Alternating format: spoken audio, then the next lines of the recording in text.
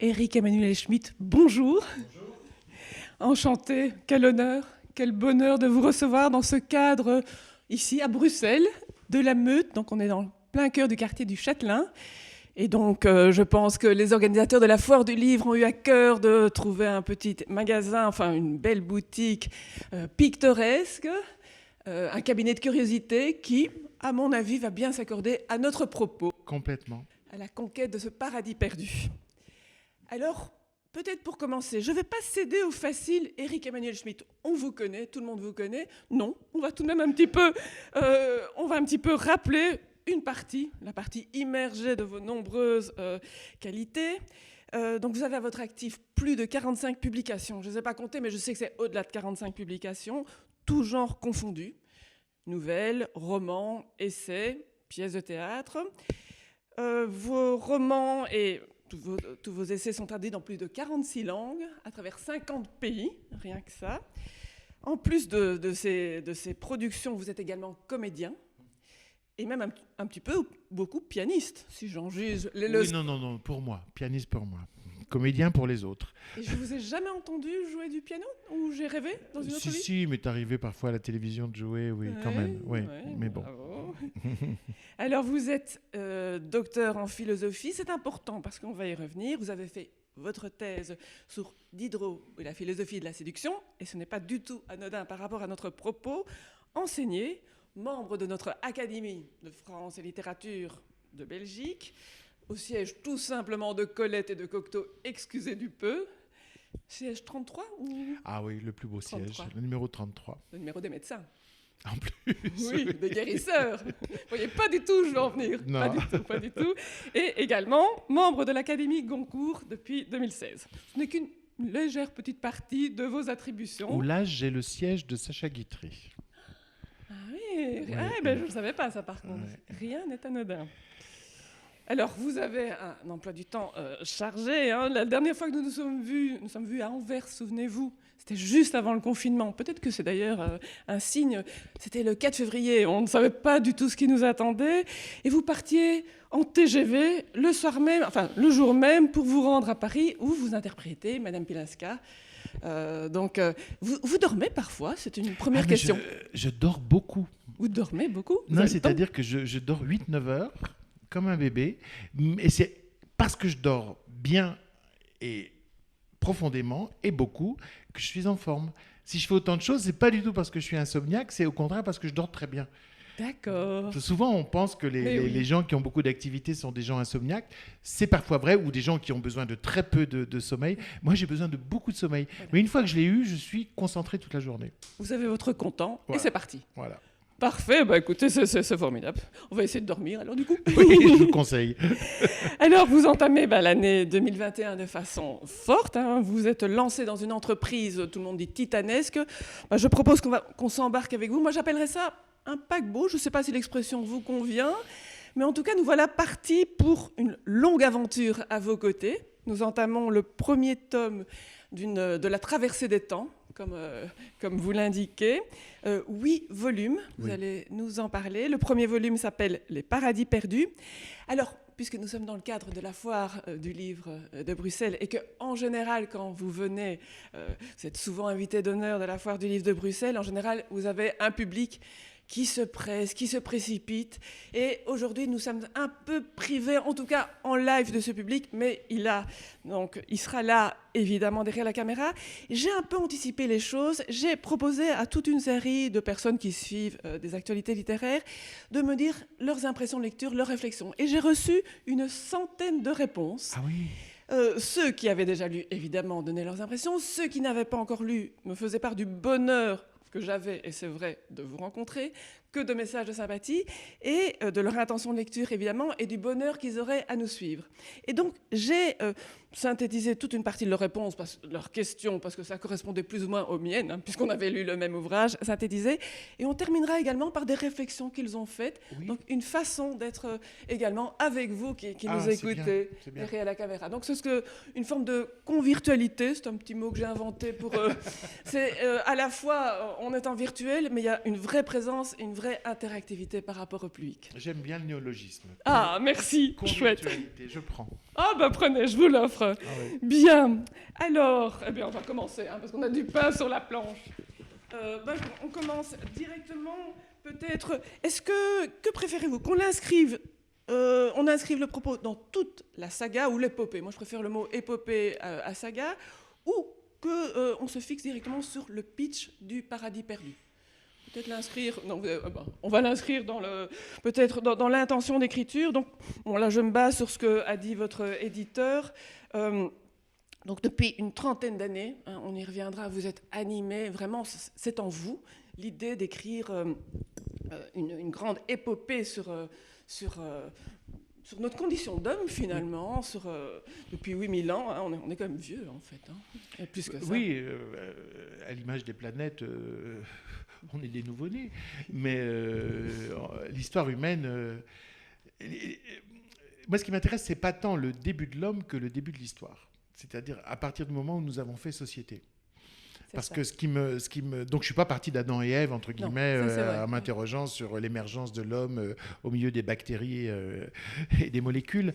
Ce qui m'intéresse, c'est vraiment le début de l'histoire avec un grand H, c'est-à-dire ce moment où nous avons quitté la vie nomade de cueilleurs-chasseurs pour faire village, faire clan, faire société.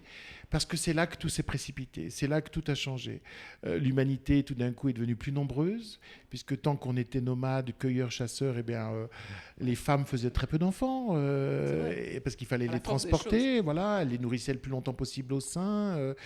En gros, on peut penser qu'elles faisaient un enfant tous les 5 ans, et elles avaient une vie qui était comme celle des hommes. Beaucoup d'archéologues le pensent.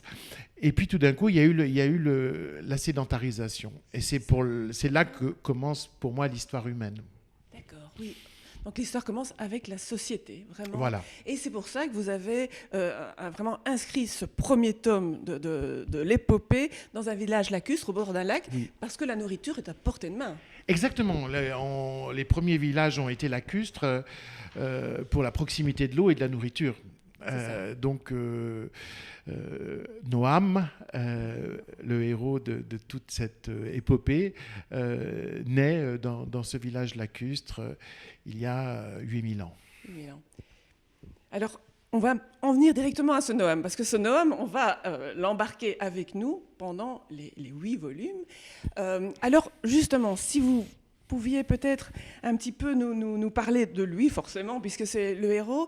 Noam, l'allusion avec Noé ne fait pas un pli. Mais pourquoi Noam? Moi, j'ai beaucoup d'idées. Je me suis prêtée à beaucoup de jeux de mots. Mais je ne sais pas si vous... Allez-y.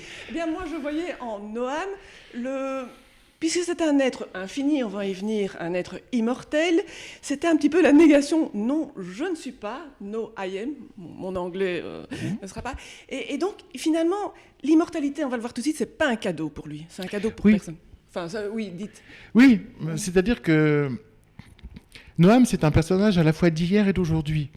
Parce qu'au début du roman, on le voit se réveiller d'un long hibernage dans une grotte du Liban et revenir dans la civilisation et la découvrir, celle d'aujourd'hui. On apprendra beaucoup plus tard quand il l'a quittée, ça je ne le précise pas dans le premier tome. Et donc il est d'aujourd'hui, évidemment avec une culture absolument incroyable, une connaissance de multiples langues. Oui, donc lui, il est plein de choses extraordinaires, mais il est quand même, je dirais, en découverte de notre civilisation.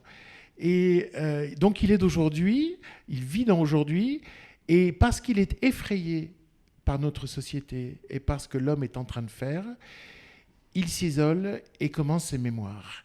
Et le gros du roman, ce sont les mémoires de Noam, c'est-à-dire cette confession d'un homme qui avoue enfin qu'il est immortel alors qu'il l'a caché pendant des millénaires, et qui va nous raconter son histoire, c'est-à-dire l'histoire humaine, en gros comment nous en sommes arrivés là.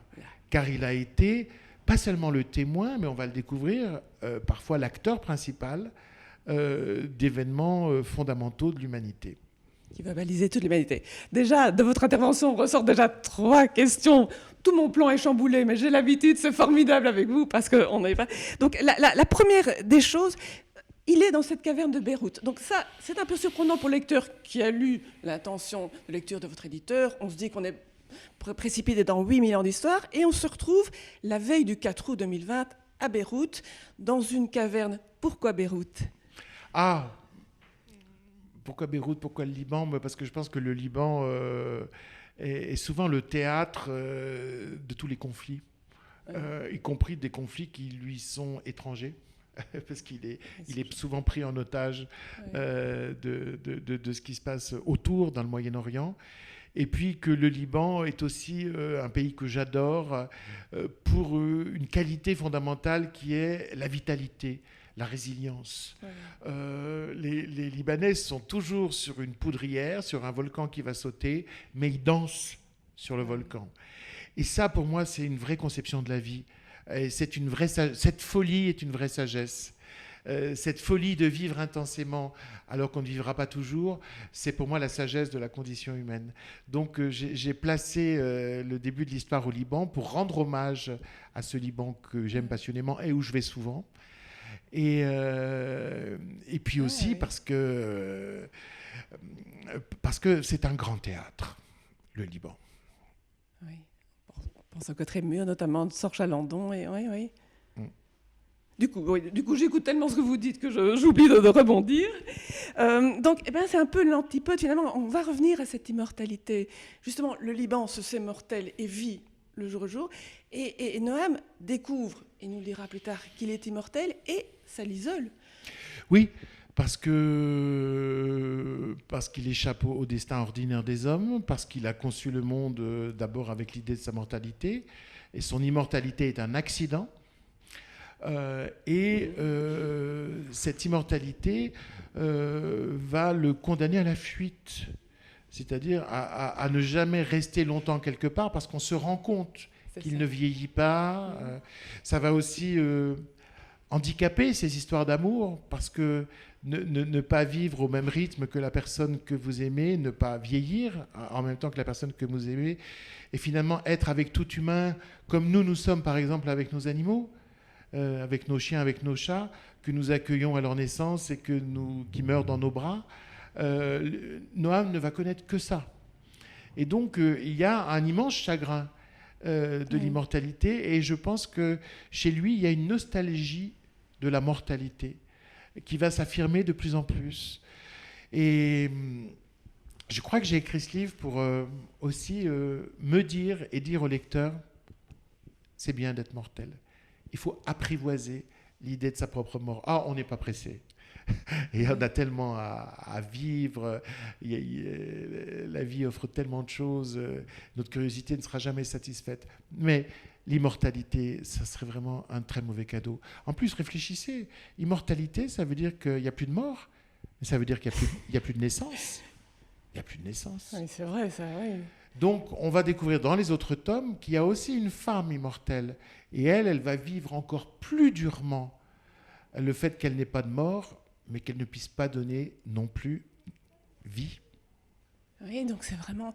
Oui, donc ce qui nous paraît, nous, humains, le Graal, vous démontrez que ce n'est pas du tout le Graal, et finalement, vous donnez foi dans notre essence mortelle. Donc ça, c'était déjà... Mais oui, mais je pense qu'il n'y aurait pas de génie humain s'il n'y avait pas cette conscience de la mortalité, s'il n'y avait pas cette inquiétude fondamentale. C'est ce gouffre et cette angoisse qui nous saisit, qui nous rend actifs, qui nous rend ingénieux, qui nous a permis d'inventer des techniques, qui a développé même le génie artistique, parce que, comme disait Malraux, l'art est un antidestin, c'est vouloir rendre immortel ce qui est éphémère. Donc je crois que tout le génie humain est dû à la conscience de la mortalité. Alors moi, j'aime l'humanité. Voilà, je vais faire un grand voyage pour visiter cette humanité, parfois d'une façon très très critique. Déjà dans le premier tome, ça se sent, mais en même temps dans une fascination. Mais justement, vous parlez de critiques et beaucoup de gens du public interviewé s'interrogent sur ce type de paradis perdu. Oui. On ne vous connaît pas comme un nostalgique, vous incarnez la positivité, et déjà plusieurs personnes me l'ont dit, et je le pensais moi-même, j'assume. Vous aviez intitulé votre précédent récit, qui n'était pas un roman, Journal d'un amour perdu, et qui était pour moi tout le contraire, puisque vous rendiez hommage à votre maman, c'était pas perdu, et puis de nouveau, vous nous rendez du perdu. Donc... Oui, mais c'est pas quelque chose c'est quelque chose que j'ai envie de dire à notre époque, mais c'est pas quelque chose que je veux dire de façon définitive et éternelle. Ce que je veux dire, c'est que nous nous sentons, nous, à notre époque, très forts, parce que dominant la nature, parce que la domestiquant, parce que tirant de la terre tout ce qu'elle peut tirer au point de l'épuiser, ayant aussi maîtrisé les espèces animales, parce que finalement les animaux sont rentrés dans l'histoire à cause des hommes. Puisque soit on les a chassés, soit on les a domestiqués, on les a modifiés génétiquement, etc., etc. Ils sont rentrés dans l'histoire malgré eux. Ils sont rentrés dans l'histoire humaine. Et nous sommes très très fiers d'avoir transformé la Terre en scène, en anthropocène. Et moi, je voulais remettre en question cette idée-là. Et dire peut-être que nos ancêtres qui habitaient le monde d'une façon beaucoup plus modeste et humble, eh bien, ils avaient des vraies sources de bonheur dans cette modestie et cette humilité. Et mon cher Noam nous raconte un monde où d'abord les hommes étaient très très peu nombreux, la nature était plutôt généreuse parce qu'au fond, on se nourrissait assez vite, on cueillait, on chassait, on répondait à ses besoins naturels finalement en très peu de temps. On avait donc du temps pour rêver, pour jouer, pour jouir. Et à partir du moment où on a inventé la sédentarité, on a inventé la division du travail, le travail même, parce que on a aussi séparé les gens dans la mesure où on sait chacun faire quelque chose et on ignore absolument les autres choses qu'il faudrait faire. On est passé du temps du savoir partagé au temps de l'ignorance partagée. C'est la nôtre. Donc, ce titre, qui n'est pas, comme on dit, qui n'est pas schmittien, parce que la nostalgie n'est pas du tout... non, c'est-à-dire qu'à la limite, je suis multi-nostalgique, ce qui est une façon de jouir. Ce que je veux dire, c'est que je vais montrer dans tout ce grand roman de 5000 pages le bonheur qu'il y a peut-être eu à vivre à chaque époque. Donc je vais rendre aussi mon lecteur multinostalgique. Mais moi, je suis totalement ancré dans le présent et dans le demain matin. Mais voilà, je voulais dire que ce qu'on prend pour une infériorité, c'est-à-dire l'animisme et la façon dont nos ancêtres habitaient le monde, était peut-être quand même une forme de sagesse. Paradis perdu. Et puis je l'ai mis au pluriel. C'est-à-dire que chacun peut projeter dans cette histoire de Noam et dans son initiation, ce qui est perdu ou ce qui est gagné.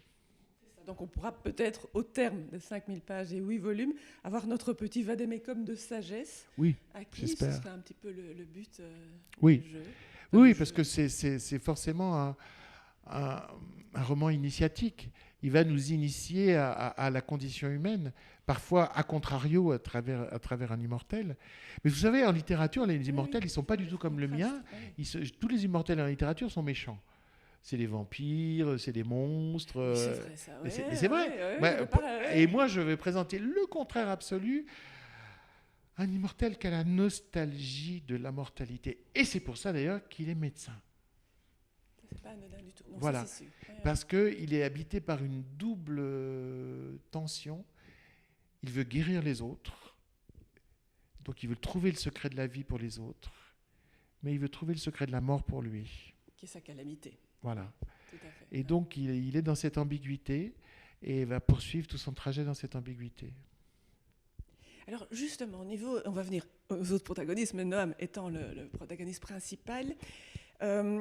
Au niveau de son âge, vous l'arrêtez de façon... vous décidez de l'arrêter à 25 ans. J'y avais vu au départ une figure un peu christique. L'immortalité nous fait penser à Jésus-Christ, dont il est convenu qu'on l'arrête à 33 ans. Vous l'avez arrêté plus jeune. Oui, parce que je ne voulais pas que ça soit christique. Vous ne vouliez pas que ce soit christique, ça c'est important. Au niveau de mes autres interprétations aussi, évidemment, on ne pouvait pas s'empêcher de se référer un peu à Adam, le Noam pouvant faire penser à Adam plus ou moins.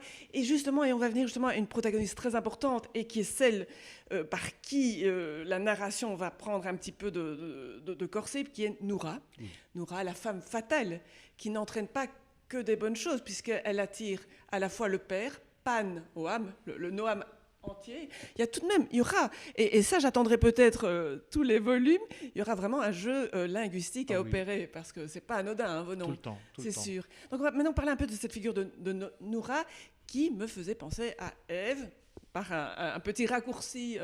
Ève, la tentatrice, la séductrice, et qui va chasser Adam, Noam, de son paradis. Alors c'est vrai que Noura, c'est la femme, ou plutôt c'est toutes les femmes. Parce que son charme et sa séduction vient de ce qu'elle est complètement versatile.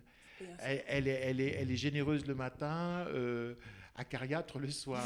Merci. Merci pour votre attention. Voilà. Non, mais je veux dire, elle est toutes les femmes. Je veux dire, elle a tous les caractères. C'est un arc-en-ciel. Et moi, je pense qu'elle est beaucoup plus que Ève, parce que elle a déjà échappé au destin des femmes de son époque. Je pense qu'à chaque époque, il y a eu des gens qui avaient une telle personnalité qu'ils échappaient aux conditionnements sociaux. Et d'ailleurs, on le voit dans l'histoire. Et bien, Noura, il y a 8000 ans, elle est déjà comme ça. C'est-à-dire qu'elle a échappé au mariage. Alors, donc, quand il la rencontre, elle a 23, 24 ans, donc c'est vieux à cette époque-là. On fait couple à 13 ans, 12-13 ans. Voilà. Donc, elle a échappé à ça, elle est complètement indépendante, elle mène son père par le bout du nez. Tibor. Voilà, Tibor, le guérisseur, c'est à la fois son frère, son mari, son père, son serviteur et son amour aussi. Mais elle est incroyablement elle-même. Et parce qu'elle est elle-même, elle va permettre à Noam de devenir lui-même. C'est-à-dire que cette rencontre, pour moi, elle est complètement initiatique. C'est-à-dire que c'est la découverte. Vous savez ce que c'est une rencontre? C'est la découverte de l'autre et la découverte de soi. C'est toujours concomitant. Et donc, Noam, qui pour l'instant a vécu la vie indifférenciée d'un homme de sa tribu, et puis la vie logique du fils du chef, qui a déjà été marié à une certaine Mina, avec qui il essaye de faire des enfants, en vain. Noam, tout d'un coup, va s'individuer, se singulariser, devenir lui-même par la rencontre avec Noura, d'autant plus que son père, voyant le désir de son fils pour cette femme, va se mettre aussi à désirer cette femme, et donc il va y avoir un affrontement du père et du fils. Et de toute façon, je ne pense pas qu'on devienne adulte sans cet affrontement. Un frisson. D'abord, un frisson. Insistant, le frisson pèse, file, s'étend, lézarde, se multiplie, devenant 2, 15, 50 frissons qui conquièrent la peau, réveillent les sens. L'homme ouvre les paupières. La nuit, le silence, la fraîcheur, la soif. Il regarde les ténèbres alentour. L'obscurité l'épouvanterait s'il ne savait où il se situe. Recroquevillé sur le calcaire humide, il inspire l'air tonique, revigorant, qui emplit ses poumons et ranime ses entrailles. Volupté d'exister. Comme c'est bon, une renaissance, meilleure qu'une naissance. Leur tâche achevée, les frissons se dissipent. L'homme a pris conscience de son corps. Renonçant à la position fétale, il se tourne avec précaution sur le dos et minutieusement se concentre sur diverses parties de son anatomie. Guidé par sa volonté, ses bras se hissent au-dessus de son visage, ses doigts se plient, leur cartilage craque, ses mains descendent, caressent sa poitrine, parcourent son ventre, effleurent la toison qu'il termine, frôlent le sexe tiède. Il ordonne à ses chevilles de s'assouplir, lève les pieds, les incline à droite, à gauche, exécute des cercles, puis remonte les cuisses contre son torse. Tout obéit à merveille. Souffre-t-il d'une séquelle, d'une gêne quelconque ? Sa palpation scrupuleuse lui confirme qu'il ne porte même pas une cicatrice. Son organisme de 25 ans lui est rendu intact. Noam, Son nom vibre dans la cavité opaque. Ouf, sa voix fonctionne aussi. Il se renfrogne. Les syllabes qui ont rebondi de mur en mur perturbent l'atmosphère. Avec un mot, un seul. Les hommes, les clans, les peuples, les nations, l'histoire ont fait irruption. Menaces lourdes et opprimantes, si éloignées du bonheur animal qu'il goûtait auparavant. Noam. Son prénom l'accable. Noam. S'il s'appelle, ni une mère ni un père ne chuchotent ses sons. Noam. Solitude. Extrême solitude. Sur ce point, une renaissance vaut moins qu'une naissance. Alors justement, les lectures audiolivresques, vous êtes un des rares auteurs, je peux oser la liaison, un des rares auteurs qui lisez vous-même vos romans, donc pour les lectures audiolibres. Donc ici, vous avez réalisé la lecture 18 heures. Oui. Dites-nous un peu comment s'est produit cette adaptation, parce que finalement, c'est une relecture pour vous de votre propre roman. Oui, j'ai fait ça l'été dernier. J'adore que des comédiens lisent mes textes, mais parfois, quand il y a soit un caractère d'enfance, soit un caractère autobiographique, j'aime les lire. Donc, s'il y a un caractère d'enfance, par exemple, comme dans Oscar et la Dame Rose, Monsieur Ibrahim, j'aime bien le lire moi-même parce que je crois que l'enfance n'est pas loin avec moi. Et puis le caractère autobiographique aussi, parce que j'aurais du mal à ce qu'une autre voix s'empare de choses intimes. Donc c'est comme ça que j'avais lu aussi La Nuit de Feu ou Le Journal d'un amour perdu. Là, on m'a proposé de le lire. J'ai eu très peur parce que c'est énorme comme lecture. Mais je vais vous avouer, il y a une telle proximité entre Noam et moi que je me suis dit, oui, je vais donner ma voix provisoirement à Noam. Voilà. Alors, justement, au niveau proximité, parce qu'il est vrai qu'en le lisant, on vous reconnaît, et à la fois, je pense qu'il y a également une distance. Que faites-vous si aujourd'hui, ici à Bruxelles, à Meudon, vous rencontrez Noam? Qu'avez-vous à lui dire? Mais d'abord, je ne saurais pas qu'il est Noam, puisque Noam toujours se cache. Noam apparaît comme un homme de 25 ans qui a une certaine séduction physique, qui est d'autant plus séduisant qu'il ne sait pas qu'il est séduisant. Vous savez, il fait partie de ces gens qui sont là, comme ça, qui ont une beauté, une certaine grâce, mais qui n'en sont absolument pas conscients, donc qui ne sont pas du tout dans la séduction. Voilà. C'est des séducteurs non séduisants. Ouais. Ça dépend pour qui. Voilà.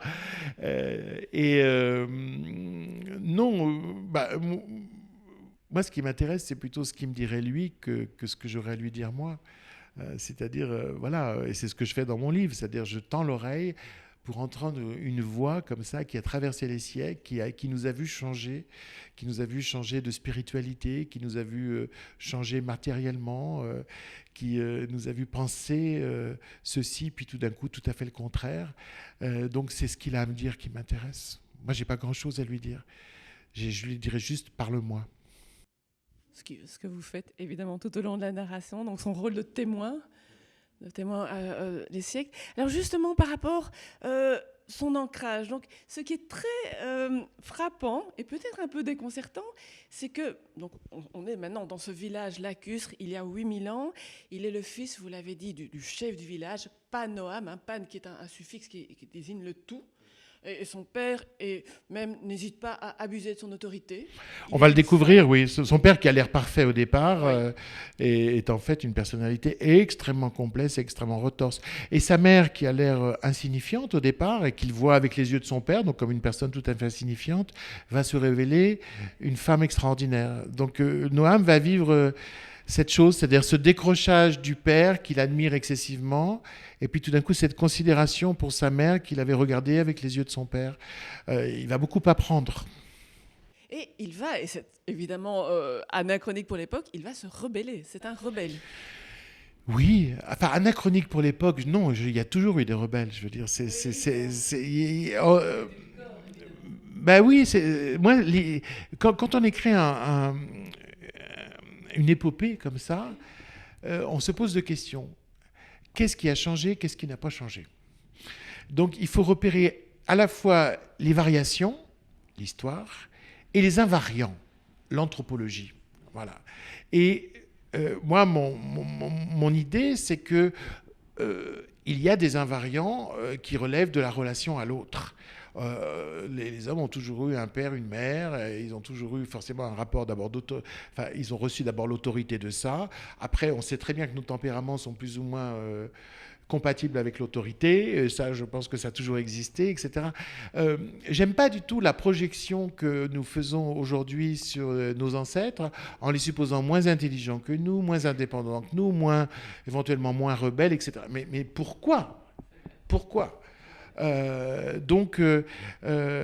il va faire ce trajet d'homme, cette initiation pour devenir un homme adulte, et ça passe évidemment par des conflits, à la fois des découvertes, de l'amour et des conflits. Et alors justement, dans ce roman, donc, le rapport au père va s'effriter, hein, ça on le voit pour le moins. Il va y avoir cette concurrence un petit peu difficile à assumer pour la belle Noura, puisque le père décide que c'est lui qui l'épousera. Le père est quelqu'un qui est dans le désir triangulaire. C'est-à-dire, il ne désire que ce que désirent les autres. Au fond, il est dans l'envie. Mais de lui-même, il ne désirerait pas. Et donc, il a cette particularité qu'a très très bien décrit René Girard dans tous ses essais sur justement le désir triangulaire. Le père est comme ça. Et donc, forcément, c'est un obstacle. Et alors, père, je dirais de remplacement, il y a une figure très très intéressante qui est Barak. Barak, qui signifie tout de même la chance, et qui fait, il se rencontre au hasard, hein, donc Noam va quitter son village, et il va rencontrer par hasard celui qui s'avère être son oncle, puisque c'est le frère de son père qui aussi a été chassé, et je trouve que c'est vraiment, il va y avoir une relation d'une complicité merveilleuse, et un véritable rite d'initiation, il va lui enseigner enfin la vie, la chasse. Oui, la chasse, la nature. Le respect même de la proie, parce qu'un jour, il arrive à chasser, à pêcher un immense, je ne me souviens plus exactement quel poisson, enfin un immense poisson, et en disant un brochet. Voilà, et disant, regarde ce brochet, il est énorme, il a échappé à toutes les chasses, il a survécu à tout, alors on va bien le cuisiner pour être à la hauteur de ça. Oui, Barak, je le dis dans une note, c'est ce qui deviendra plus tard le modèle de Rousseau pour le bon sauvage. Oui, parce qu'à un moment, dans une note, Noam raconte qu'à Vincennes, il est allé visiter celui qu'il appelle le philosophe, c'est-à-dire Diderot, et qui était souvent visité par son ami le musicien, c'est-à-dire Rousseau, et qu'un jour où il avait trop bu, il a raconté l'histoire de son oncle Barak en faisant croire que c'était un roman italien qu'il avait juste lu avant, parce que évidemment il ne dit jamais que c'est ses propres mémoires. Et Rousseau a été tellement marqué par cette figure de Barak qu'il en a fait la figure du bon sauvage, c'est-à-dire de celui qui est plutôt animé par des bonnes intentions, que la société n'a pas perverti, parce qu'il vit en dehors de la société. Donc Barak, c'est ça. Et Barak, c'est un des possibles de l'homme. Et donc Noam, qui vivait avec un pervers narcissique qui était son père, va tout d'un coup vivre avec quelqu'un qui n'est absolument pas pervers et qui d'ailleurs a une espèce de cœur tendre dans une carcasse énorme, parce qu'on va découvrir même la fin de Barak sera extrêmement romantique. Voilà, c'est un amoureux. Et ça va compenser. Je dirais que les psychanalystes diraient qu'il a eu le bon père et le mauvais père. Voilà. Et du coup, il peut être un homme. Oui, tout à fait. Et c'est Barak qui va révéler sa mère. Exactement. Non, j'en dis pas trop. C'est là qu'on va un petit peu... Je pense qu'on va un petit peu laisser les lecteurs découvrir également, peut-être tout de même un petit lien, parce que je ne peux pas m'empêcher, puisqu'on s'était rencontrés également pour le journal d'un amour perdu, qui est une lecture qui m'a vraiment marquée, qui continue à me marquer. Je pense que la figure de la mère est tout de même nettement inspirée de la figure de votre maman. Je ne peux pas m'empêcher de le penser, on est d'accord. Bien sûr, y compris quand il parle de la sensualité, pour un jeune homme ou pour un homme de tenir un corps mûr, la sensualité propre d'un corps mûr, et puis le fait d'avoir, moi j'ai vécu ça, mais Noam aussi, d'avoir une mère qui accepte aussi de vieillir et qui montre le chemin. Quand on a été une très belle femme, accepter de vieillir et aimer toujours la vie et être toujours aussi intense et aussi fort, c'est un chemin de lumière qu'on crée pour l'autre. Et moi, j'ai eu la chance d'avoir ça. Et Noam a la chance d'avoir ça. Bien sûr, j'ai beaucoup écrit Elena, puisqu'elle s'appelle Elena, en pensant à ma propre mère. Alors, la deuxième partie, hein, parce qu'évidemment le temps nous est compté, se déroule, il va y avoir le spectre. Une fois que la situation au village lacustre semble s'apaiser, le papa est mort, et puis il va y avoir le spectre, et la tension est très très bien menée de ce déluge, la menace, et ça va pas bien évidemment se terminer. Noam, Noé, on est d'accord.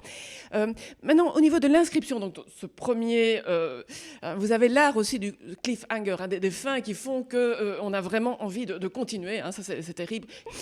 Alors vous allez, je pense que de ce côté-là, le confinement vous a servi votre cause, vous laissant un agenda un peu plus libre que d'habitude. Et est-ce que j'ai rêvé, ou le deuxième tome pourrait nous arriver plus vite que prévu? En fait, ce qui s'est passé, c'est que le confinement a retardé la sortie du premier. Et donc, j'étais déjà dans l'écriture du second. Et du coup, on va pouvoir, j'en reviens pas, mais il ne faudra pas prendre d'habitude, on va pouvoir publier les deux tomes dans la même année. C'est-à-dire, le deuxième tome paraîtra en septembre-octobre. D'accord. Ah, bien. Oui, parce que vous laissez sur notre fin. Mais peut-être reprendre un peu le sommaire qu'a donné votre éditeur. Donc, le deuxième tome va après le déluge. Hein. La bonne nouvelle, c'est que tout de même, l'humanité existe. Vous allez la porte du ciel. C'est une bonne nouvelle pour les hommes, pas pour les animaux, hein, mais bon. Vous souhaitez peut-être dire en bref... Juste un mot sur le deuxième. Eh bien, il s'appellera La porte du ciel, qui est la traduction du mot Babel. Car de même que le premier tome a été organisé autour du déluge, le deuxième tome sera organisé autour de la construction de la tour de Babel, la porte du ciel. C'est-à-dire, on change de spiritualité. On n'est plus dans les paradis perdus, on n'est plus dans l'animisme, on est dans un polythéisme, et surtout, on est en Mésopotamie. On ignore ce qu'on doit à la Mésopotamie. Parce que les connaissances de la Mésopotamie sont récentes. Finalement, on s'est mis simplement au 19e siècle à découvrir la civilisation mésopotamienne, et puis les grandes fouilles ont été faites au 20e siècle, et c'est maintenant qu'on est très bien documenté grâce à toutes les tablettes en terre cuite qui racontent les lois, l'histoire de la Mésopotamie. Mais à la Mésopotamie, on doit énormément, on doit l'apparition de la ville, les premières villes sur cette terre. Et les premières cités, les premières villes sont mésopotamiennes. Et donc, les premiers systèmes politiques complexes. La séparation des classes, avec la classe des dirigeants, la classe des prêtres, la classe des travailleurs, etc., des paysans, c'est la Mésopotamie. Il y a sans doute aussi, malheureusement, le premier esclavage. C'est corollaire. Voilà, c'est corrélé avec le développement de la société. Ça, c'est à la fois terrible et intéressant de le montrer. Et puis on doit l'écriture. Oui. L'écriture. Et là, quand même, quelque chose change pour toujours. Et absolument. Et c'est pour ça que je l'appelais la porte du ciel, la curiosité de ce qui ne se mange pas, les étoiles. Parce que tout d'un coup, il va y avoir un intérêt pour le ciel. Et donc la science astronomique commence à l'époque mésopotamienne. C'est pas distinct de l'astrologie à l'époque, hein. C'est-à-dire qu'on pense que les étoiles sont des signes, et donc que le langage parle, et qu'il faut lire le ciel comme on lit les tablettes cunéiformes. L'invention des mathématiques. Voilà, bien sûr, il y a plein d'autres choses, l'invention de la roue, des méthodes d'architecture de plus en plus sophistiquées et complexes, etc. Mais donc, voilà, l'humanité a alors vraiment fait un saut extraordinaire pendant les millénaires mésopotamiens, et c'est ce que je vais raconter dans le deuxième tome. Donc, au niveau chronologique, plus ou moins 3000 avant Jésus-Christ. Donc, on en vient maintenant à la dernière partie de cette entrevue qu'on continuerait, qu'on prolongerait jusqu'à 2027, si ça tenait qu'à moi. Beaucoup de réflexions de personnes qui ont à la fois lu ou qui ont l'intention de lire. Beaucoup font rapport, ça c'est venu plusieurs fois dans la chanson de Christophe, que je ne connaissais pas, Paradis perdu. Et d'aucuns me disent « Ah, mais j'ai tout à fait retrouvé la chanson de Christophe. » J'ai écouté et ça ne m'a pas semblé... Alors moi, je vais vous dire vraiment la vérité, quitte à passer pour un imbécile. Je ne la connaissais pas, cette chanson. Je l'ai découverte depuis, elle est d'ailleurs très, très, très jolie. Donc non, il n'y a pas d'influence directe. Pas d'influence. Et l'adéquation, je ne l'ai pas trouvée non plus, donc on ne va pas. Alors ici, Sylviane, je vais chaque fois dire Sylviane G, ça fait bien, question des auditeurs. Ici, je voulais dire tout de go. J'ai terminé Paradis perdu la semaine dernière, j'ai beaucoup apprécié. C'est un roman d'une grande richesse, tellement il y a des sujets traités dans tous les domaines. La sagesse, la nature, l'évolution et la décadence de l'humanité. Le climat, la montée des eaux, les plantes, les guérisseurs, etc., etc. Je ne me suis pas perdue car l'ingéniosité des rebondissements donne l'envie de continuer et de se couper de tout. On rejoint ce que je disais. Mais je me pose la question si la vie, l'amour, la mort ne sont pas trop de sujets pour un seul roman, malgré le nombre important de pages. Pourquoi Éric Emmanuel Schmitt a voulu tout donner dans ses presque 600 pages? Les autres romans seront-ils aussi copieux? Ah oui, non, j'ai rien donné encore. Non. Et là, dans le deuxième, je me dis, oh là là, ça, je pourrais le dire que dans le 4e tome, c'est-à-dire dans à peu près 1000 pages. Non, j'ai vraiment conçu un roman de 5000 pages. Et il y a plein de choses dont je dis les premiers mots, mais qui continueront, etc. Mais vous savez, l'humanité, c'est tellement riche. Les êtres humains, c'est tellement complexe. L'histoire humaine, elle a tellement de couches. J'arriverai jamais à dire assez de choses. Et j'ai vraiment cadré ce qui devait être dans le premier tome, parfois en ayant envie de dire je vais vous en dire plus, mais non, je ne vous dis pas maintenant. Mais c'est vrai que ce qui me plaît dans sa remarque, c'est que j'ai l'impression qu'on le lit avec l'idée qu'il y a des horizons derrière. C'est pas clos. Il y a des horizons pour l'homme, mais il y a aussi des horizons de réflexion sur ce que nous sommes, sur nos sentiments, etc. etc. Parce que l'histoire, par exemple, d'amour entre Noam et Noura, elle ne fait que commencer. C'est le balbutiement de cette histoire. Ah, d'accord, donc on peut rassurer Sylviane. Mais justement, une petite question que j'incrusterai là-dedans. Votre méthode de travail, donc votre canevas est pas fin prêt, mais vous savez exactement, donc vous mettez... Exactement est excessif. J'ai rendez-vous. Un livre, c'est toujours un processus dynamique. C'est-à-dire, c'est quelque chose qui vous amène quelque part et on a des points d'escale. On sait. Mais il faut toujours rester souple par rapport à ça en se disant que si on trouve mieux en route, on peut se dérouter justement et on peut prendre soit des chemins de travers, soit carrément emprunter un autre trajet. Donc oui, il y a cette dynamique entière qui fait que je sais où je vais. Mais je me laisse la latitude véritablement d'être inspiré par les événements, par les moments, surtout par les personnages. Parce que moi, je suis un écrivain de personnages. C'est-à-dire que les personnages prennent toute la place, quoi. Et par exemple, Barak, je ne savais pas qu'il prendrait cette place et qu'il était aussi important. Quand je dis je ne savais pas, une partie de moi le savait, mais la vraie partie qui écrit et qui possède le livre, mais moi, ma partie consciente, me disait non, c'est un personnage secondaire, etc. Et puis non, bien sûr que non. Tant mieux, parce que moi je suis une fan de... moi aussi, je l'adore. Mais voilà, donc oui, j'ai conçu un roman de 5000 pages, mais avec souplesse. D'accord. Donc la métaphore du paquebot avec escale n'est pas tout à fait inadaptée. Elle est tout à fait juste, oui. Bien, mais ça c'est bien.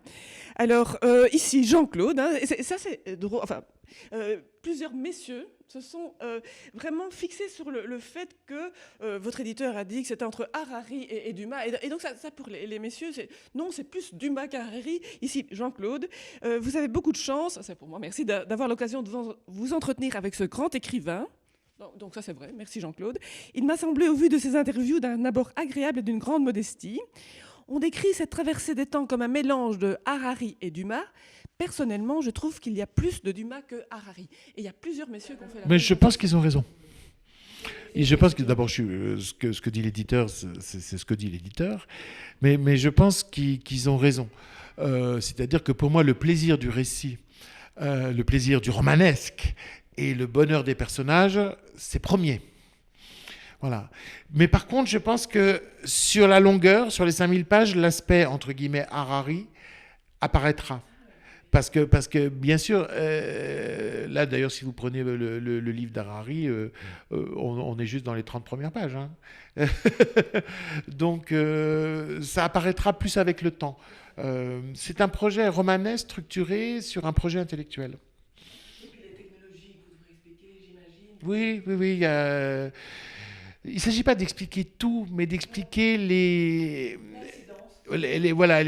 points de frottement, c'est-à-dire quand l'humanité change de monde, quasiment sans s'en rendre compte, parce qu'on est rarement conscient au moment où les choses changent. Par exemple, quand on a vu arriver les ordinateurs et même Internet, on n'a pas du tout été conscient de ce qui se mettait en place et du fait que la planète allait devenir toute petite, puisqu'on allait pouvoir être en rapport avec des gens instantanément à l'autre bout de la planète, etc. etc.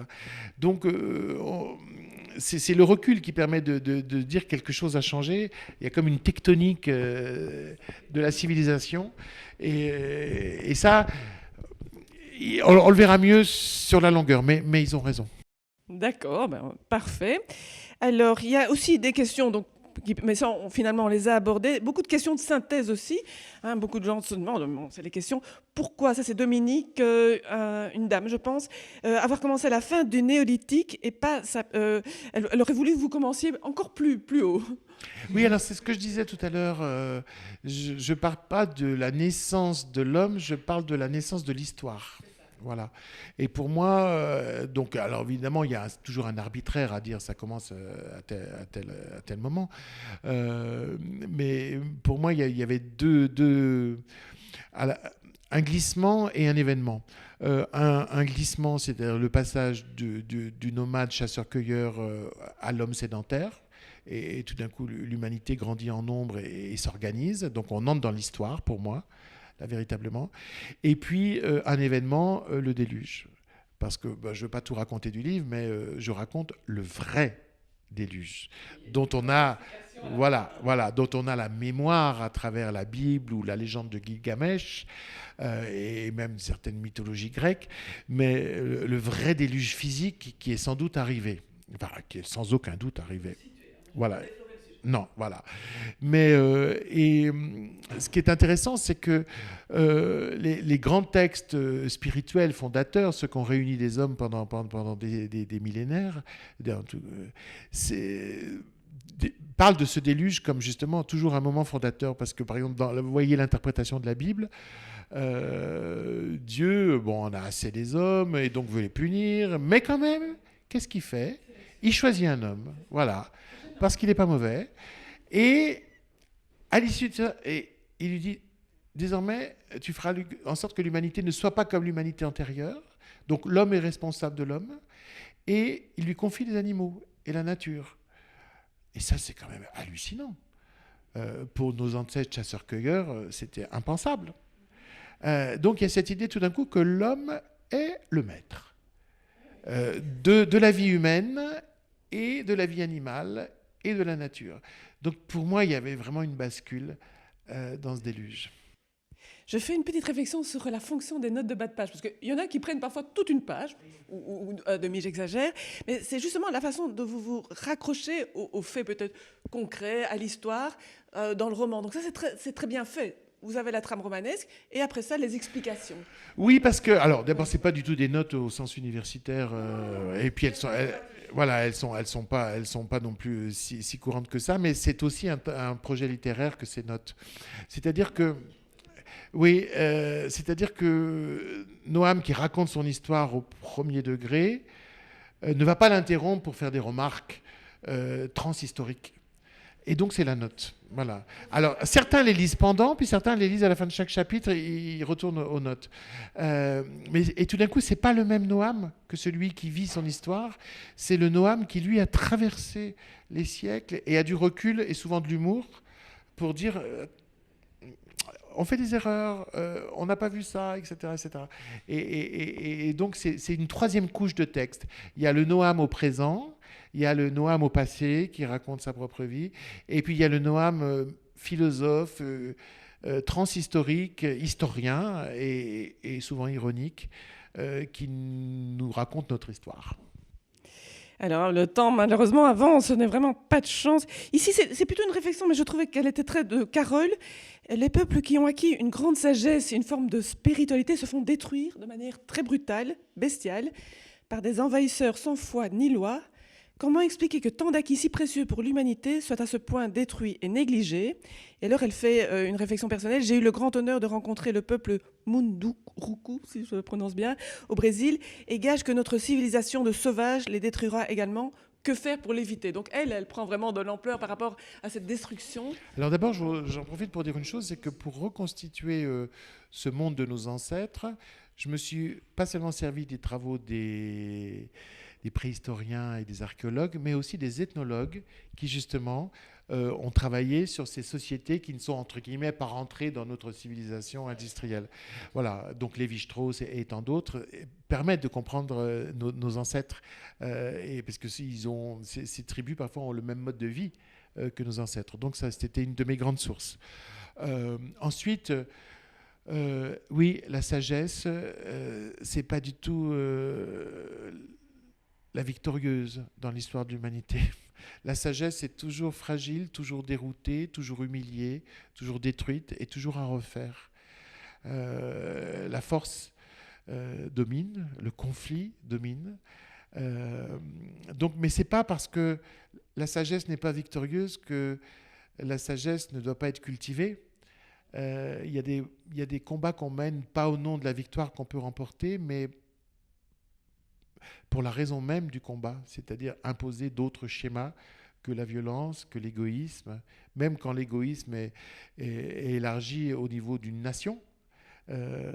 La sagesse est un contre-modèle par rapport à la violence et l'égoïsme, et même si elle se fait toujours humilier, étouffer, moi je veux faire entendre sa voix.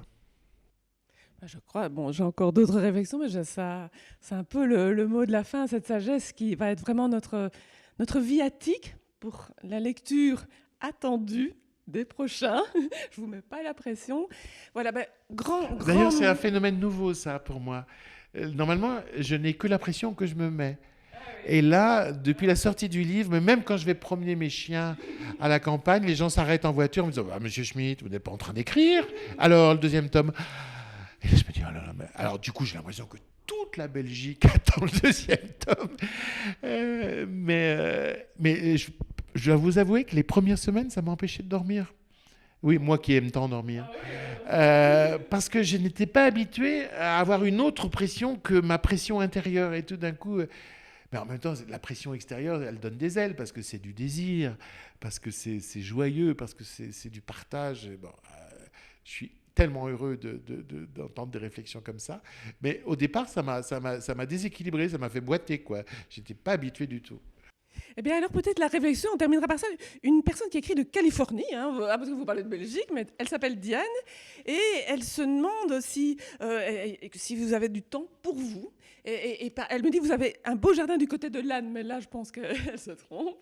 Et elle demande si le jardin et la foi vous soutiennent pendant ce confinement. Diane. Ah, le jardin, c'est évident, mais pas seulement le jardin, je veux dire toute la nature alentour. Moi, je vis le confinement à la campagne, et donc il s'est passé des tas de choses, alors qu'en ville, il ne se passe rien, puisque tout est fermé et que les saisons sont invisibles. À la campagne, au moins, il y a les saisons.